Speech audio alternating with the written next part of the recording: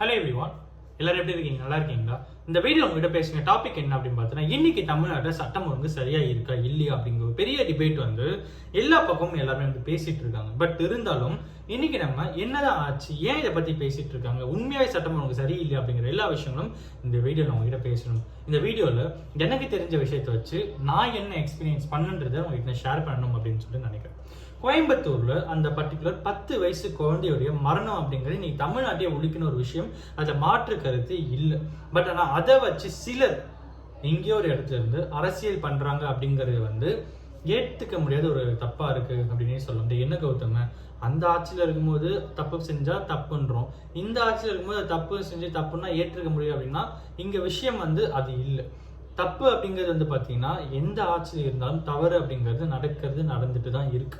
ஒரு dark truth சொல்லணும் அப்படின்னா காமராஜர் ஆட்சியே இன்னைக்கு நடந்தாலும் தவறுகள் நடக்கத்தான் செய்யும் அப்படிங்கிற சுச்சுவேஷன்ல தான் நம்ம எல்லாருமே வாழ்ந்துட்டு இருக்கோம். அது யாராலையுமே மறுக்க முடியாது.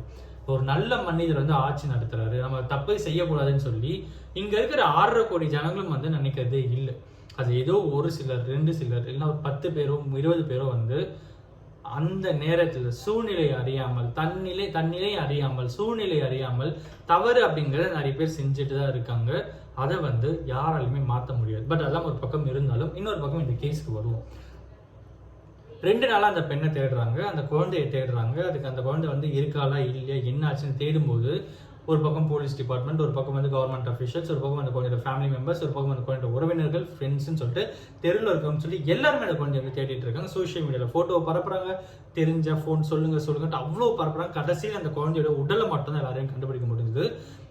கூடவே தேடிட்டு இருந்த அந்த 2 பேர் தான் என்ன பண்ணாங்க அப்படின்னு பார்த்தீங்கன்னா, ஒருத்தன் கார்த்திக் அப்படிங்கிற ஒருத்தன், இன்னொருத்தன் 2 பேர் சேர்ந்து என்ன பண்றாங்கன்னா, அந்த குழந்தைய வந்து சாக்லேட் வாங்கி கொடுத்து ஏமாத்தி கூட்டு போய் அந்த குழந்தைய வந்து நான் சொல்ல விரும்பல, அந்த குழந்தைய கொலை செஞ்சு அந்த குழந்தைய வந்து தூக்கி போட்டு வந்துடுறாங்க. தேடுற மாதிரி தேடுறாங்க. அதுக்கப்புறம் போலீஸ் வந்து 5 தனிப்படை அமைக்கிறாங்க. 250 சிசிடிவி கேமரா அனலைஸ் பண்ணி கடைசியில் இவன் தான் குற்றவாளின்னு சொல்லி கண்டுபிடிக்கிறாங்க.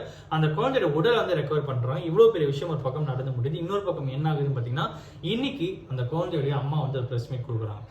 என்னோட பர்மிஷன் இல்லாமலே குழந்தைய வந்து எரிச்சிட்டாங்க அப்படிங்கிற மாதிரி அந்த ப்ரெஸ் மீட்ல இன்னொரு விஷயம் அவங்க சொல்றாங்க. நாங்கள் வந்து போலீஸ் டிபார்ட்மெண்ட்ல அலிகேஷன் வைக்கல, அவங்களும் எங்க கூட 2 நாளாக சேர்ந்து கஷ்டப்பட்டு தேடினாங்க, அதை மாற்று கருத்து இல்லைன்றது அவங்க ஒரு பக்கம் சொல்றாங்க.